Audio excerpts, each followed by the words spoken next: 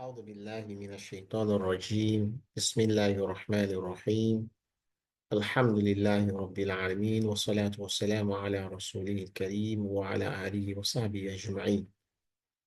We, group of researchers, we conducted a research on the strategic roles of Maqasid Shariah on digital adoptions by B40 Muslim entrepreneurs. We did a qualitative inquiry into how Maqasid Shariah construct can be used to enhance the adoption of digital tools by the B40 Muslim entrepreneurs. The reality of the research shows that B40 themselves, they are the lower income earners in the society.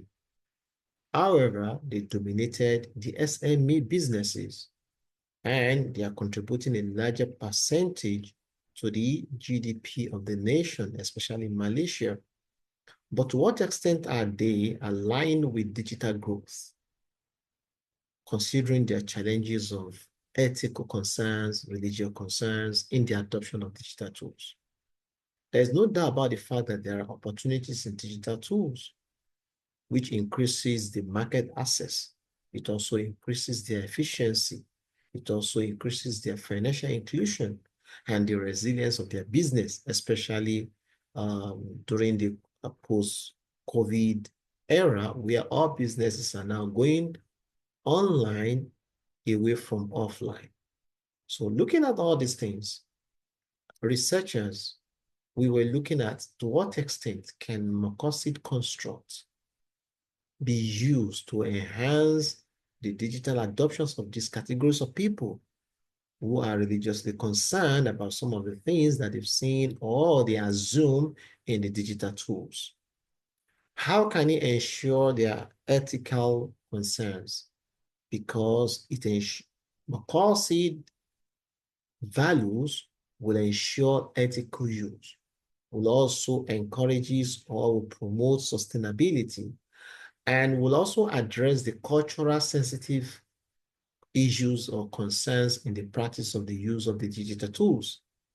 Maqasid values aims to preserve wealth, aims to preserve the intellect, and also to promote justice and equity and financial inclusive among these categories of people. So therefore, we were postulating that Maqasid-based strategies can guide the ethical and effective digital adoption among these categories of people, the B40 Muslim entrepreneurs, especially in Malaysia. So we have adopted thematic approach in exploring, in gathering data and in analyzing those data. We explore the views of experts. And we took our experts, volunteers across boards, IT experts, entrepreneur, trainers, entrepreneur practitioners themselves, Islamic finance experts, Maqasid Shariah experts, bringing their views aboard. And we use FGD methodology in structuring, semi-structured questionnaires to our participants. Also, informed consent was also, recognized in the research in order to enhance the confidentiality and the cultural or religious sensitivities of the data that we gather from our participants. The rationale behind this was that we know that using qualitative inquiry will help us to deep down into the perceptions of these participants, which of course could not be achieved in quantitative research. In our findings, we also found that there are gaps, of course, which suggest that no research have actually linked Maqasid Sharia framework to digital adoption. There are a lot of frameworks that has been done to address the challenges of these categories of people, but there are no research specifically focusing on Maqasid construct that address the adoption of digital tools among the B40 Muslim entrepreneurs, considering the majority of them to be women, considering the majority of them that are ethical concerns and religious concerns. These issues are being underexplored, and that suggests the significance of this research. So in our findings, we also find that useful strategies could be a mentorship, share mentorships among group of people in a particular sectors or market, tailor training towards their need, especially for the particular sector or businesses, Sharia compliant finances will also encourage the adoption, and also community or government support in providing basic tools will also encourage their adoption. And in this sense, we're looking at Maqasid Shariah on how it could preserve their dignity as a family person or as a business person that want to survive in the society. It has a way of also promoting their intellectual capacity through knowledge and training, and also wealth protection by increasing their sales so that they can, meet up with their basic needs, protect their family with their wealth, and also promote the ethical tech use. So by implication, we realize that while entrepreneurs will always want to prioritize immediate business benefits, they want to make more money, more profit, more sales. Digital tools enhance growth, resilience, and financial inclusion. So every means by which we can do this is a priority and should be a priority of every government.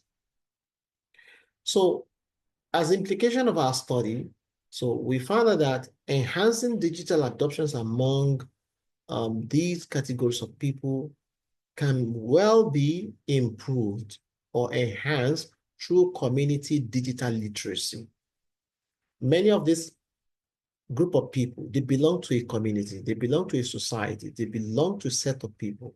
So when we tailor those trainings, literacy, awareness, information through those communities, we're likely going to get positive results quickly.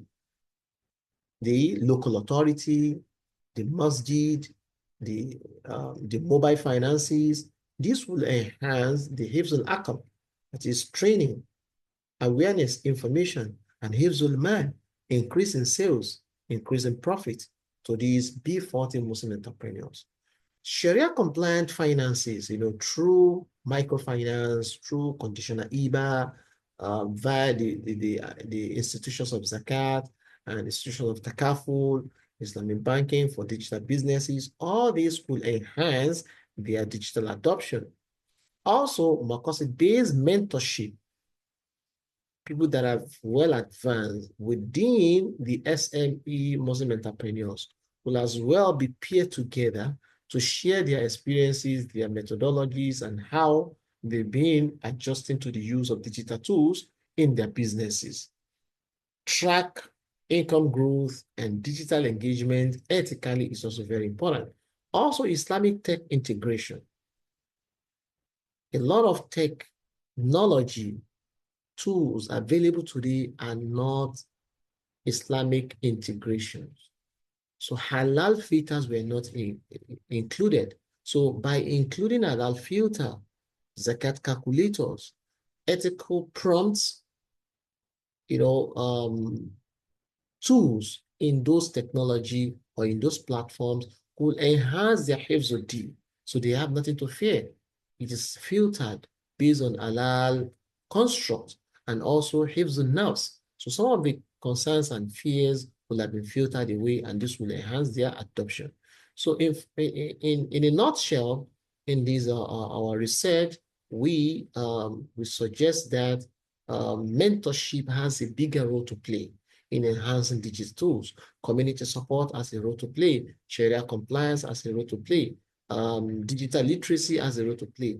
Tailored training to the use or to the needs of specific fields of businesses has a role to play. Also, the government policy to enhance the digital adoptions has a bigger role to play as well. So we also had a consensus opinion among those participants of what can really work. What was majorly agreed upon is user-friendly platform. Also, ethical tech use was also agreed upon.